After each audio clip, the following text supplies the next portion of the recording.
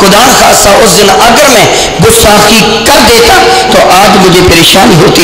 عام حالت میں کیا جب لخت جگر اپنی محبت کے اس انداز سے جتلائے کہ میں نے آپ کے ساتھ ایسی محبت کی ہے احساس دلائے تو باپ محبت پدری سے بےتابانہ انداز میں آگے بڑھ کر لخت جگر کو اپنے سینے سے لگا دے گا, اس کی پیشانی کو بوسہ لے کے کہے گا شاباش بیٹے, اگرچہ تو دشمنوں کے ساتھ تھا اس وقت تو میرا اور میں تیرا دشمن تھا, لیکن تو نے ایسا کام کیا یقینی بھی یقین میری آنکھوں کو ٹھنڈا کر دیا, میرے جگر کو سکون دے دیا, تو نے بہت اچھا کیا. مگر ایسی دیکھ اکبر تیرے قدموں پر میرے ماں باپ میرا جسم و جان قربان جائے, تو نے کتنا پیارا فیصلہ سنایا.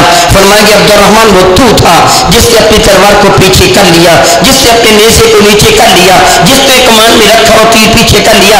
اللہ کی عزت کی قسم اگر مجھے پتا چل جاتا تو میرے بدے مقابل ہے بغیر ڈرے کے گردن اڑا دیتا, یہ نہ دیکھتا کہ میرا لخت جگر, میں دیکھتا میرے نبی کے مقابلہ میں آیا ہے.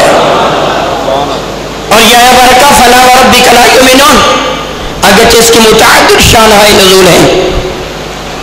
بھئی ہماں ایک یہ بھی ہے میرے نبی نے فیصلہ کیا تھا بشر نامی ایک ایسا شخص جو ظاہراً مسلمان تھا بباطن منافق تھا, اور منافق کی حقیقی تعریف کیا ہے؟ حقیقی تعریف کیا ہے کہ جو اللہ کو تو مانے, ظاہراً نبی کو بھی مانے, مگر اس کے دل میں میرے نبی کا پیار نہ ہو.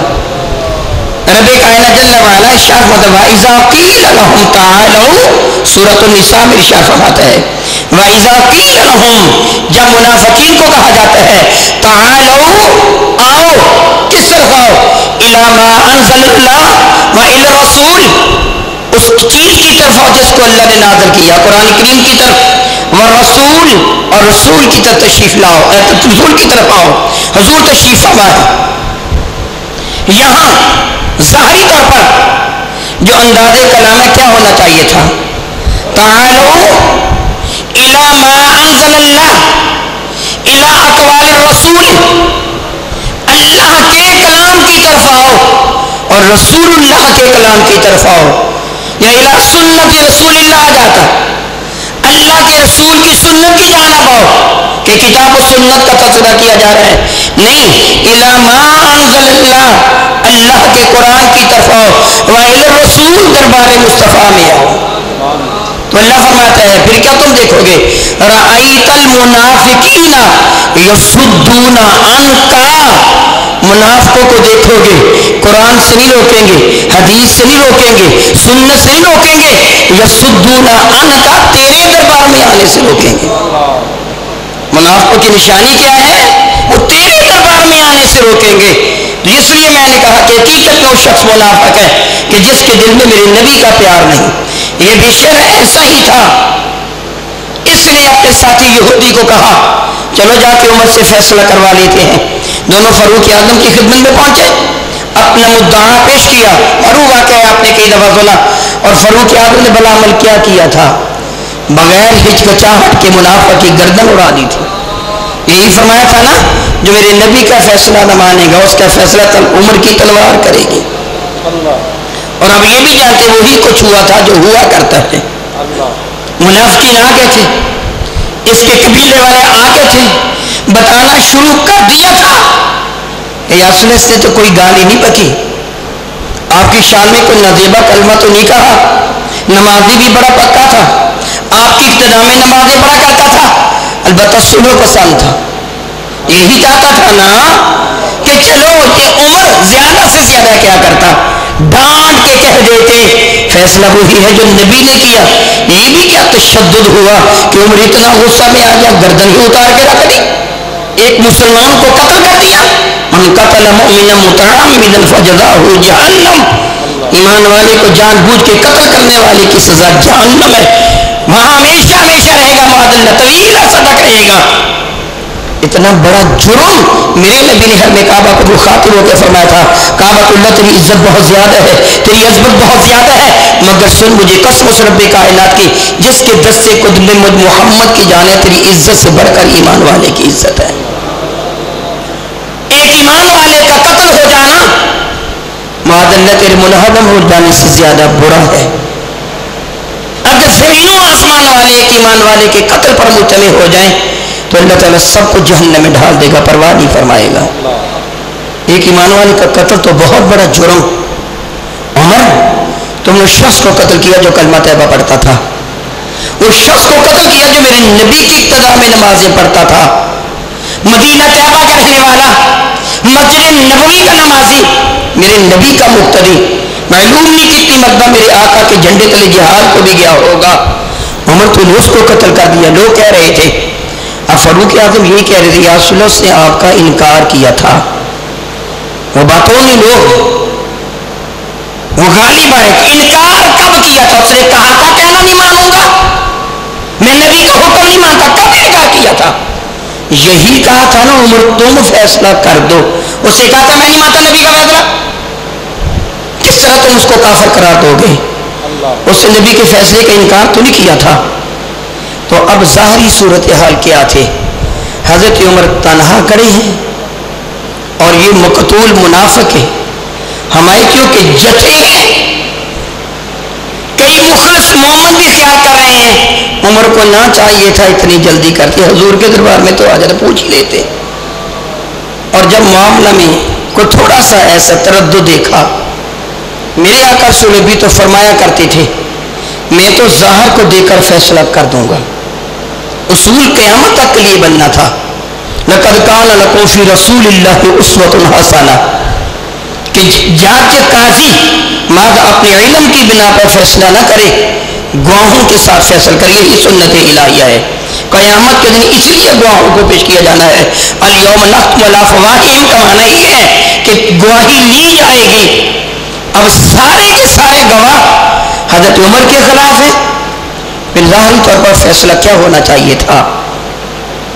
خلاق عالم جل وعلا نے جبریل کو بھیج دیا، جبریل عمر کا میں رب کائنات گواہ بنتا ہوں، اور جا کے کہہ دے یا رسول اللہ تعالیٰ فرماتا ہے فلا وربک، گواہی بھی سادہ انداز میں نہ دی، حلف اٹھا کر، محبوب مجھ کو تیرے رب کی قسم لا یؤمن، وہ ایمان والا ہی نہیں ہے، تیرا انکار کیا، تیرے فیصلے کو قبول نہ کیا۔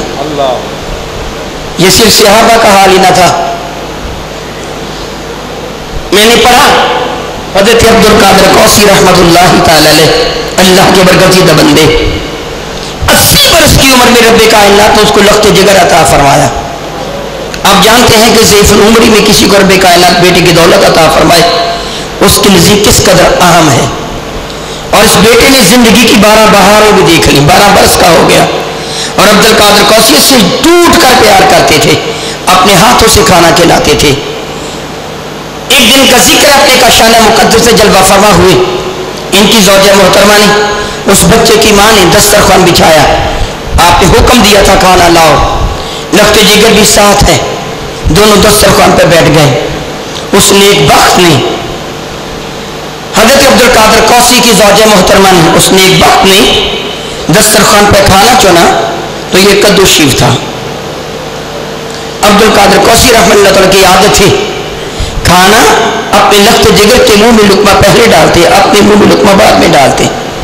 معمول کے مطابق روٹی کا لقمہ توڑا، سالن لگایا اور کدو کو دیکھا تو جھوم کے فرمانے لگے بیٹے سبحان اللہ، آج تو وہ سبزی ملی ہے جو میرے نبی کو پسند تھی۔ لاڈوں پلا بیٹا، باپ باپ پر ضد کر کے اپنی بات منوانے والا، ناز نخرے رکھنے والا، اس کی زبان سے یہ نکل گیا، منہ بسوت اس نے کہا یہ تو گندی سبزی میں تو نہیں کھاؤں گا، لقمہ اٹھایا تھا نا منہ میں ڈالنے کے لیے، بس اتنا سا جملہ کہا۔ عبد القادر کوسی جو اپنے لخت جگر سے ٹوٹ کر پیار کرتے تھے، جو ان کی ضعیف العمری کے لیے آثار پیری کا کام تھا، ان کی جائیداد کا وارث، ان کے نام کو باقی رکھنے والا لخت جگر، عبد القادر کوسی کی حالت غیر ہو گئی، جسم پہ کپ کپی تاری ہو گئی، آنکھیں سرخ ہو گئی، اسے جھاگ اڑنے لگا، اٹھا اور لقمہ دسترخوان پہ رکھ دیا، گھبرا کے اٹھے، تلوار اٹھا لائے، آتے ہی بیٹے کے گردوں ماری، فرمایا کہ بدبخت سب کچھ قبول ہے، نبی کی گستاخی قبول نہیں ہے۔ جہاں تک ان کافروں کا تعلق ہے،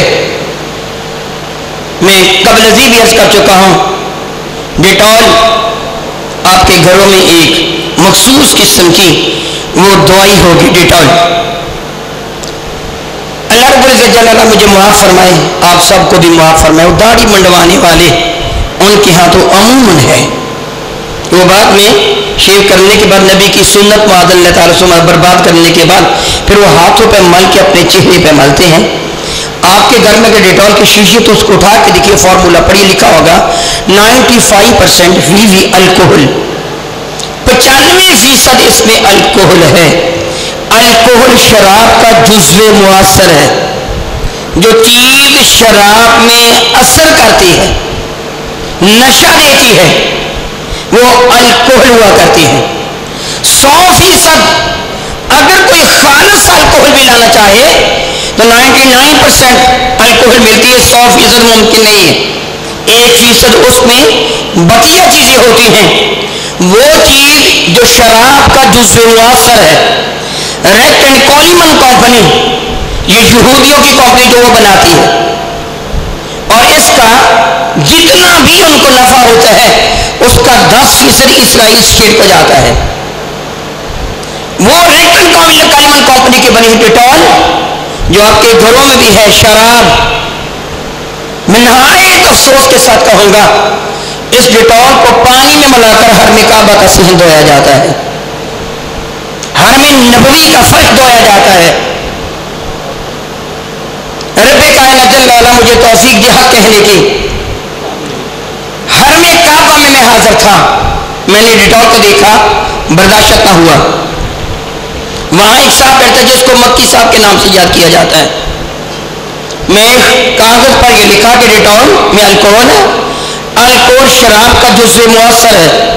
میرا سوال یہ ہے کہ بتائیے، اگر پانی میں شراب ملا کر فرش کو دھویا جائے اس فرش پر نماز ہوتی ہے کہ نہیں ہوتی؟ میں نے یہ سوال لکھا، سوال لکھ کر میں نے اسے دے دیا۔ میں نے رومال جس طرح باندھتا ہوں، امامہ اس طرح باندھ ہوا تھا، میں نے رومال کھول کے لے لیا جان بوجھ کر، کیونکہ مجھے معلوم تھا کہ ان پر اعتراض کیا جائے، فوراً گرفتار کر کے جیل میں بھیج دیتے ہیں، میرا حج رہ جائے گا، میں تو آیا حج کرنے کے لیے۔ اس لیے میں نے تھوڑا سا اپنے تحفظ کے لیے رومال کو دوسری طرح لے لیا۔ وہ روکا پیش کیا، روکا پیش کر کے میں پیچھے کھڑا ہو گیا۔ جب میرے سوال کی باری ہے، اس نے میرا سوال پڑھا، پڑھنے کے بعد اس کا جواب یہ تھا، ہاں ٹھیک ہے، ڈیٹول میں الکوہل ہوتا ہے، الکوہل شراب ہے، ڈاکٹر لوگ اس کو استعمال کرتے ہیں، ہاتھ کو لگ جائے تو ہاتھ دھو لینا چاہیے۔ یہ کہہ کر اس نے میرا سوال نیچے رکھ دیا۔ میں نے تو یہ سوال کیا ہی نہیں تھا، میرا سوال تو کچھ اور تھا۔ پھر میں نے کہا یہ تو کام خراب ہو گیا۔ میرے دل نے فیصلہ کیا، جو حضرت فرما رہے تھے نا کہ کبھی عقل سے کبھی شک سے پوچھ لیا کرو، ہر معاملے میں ہی عقل نہیں، عقل سلیم ہو تو بہت بہتر۔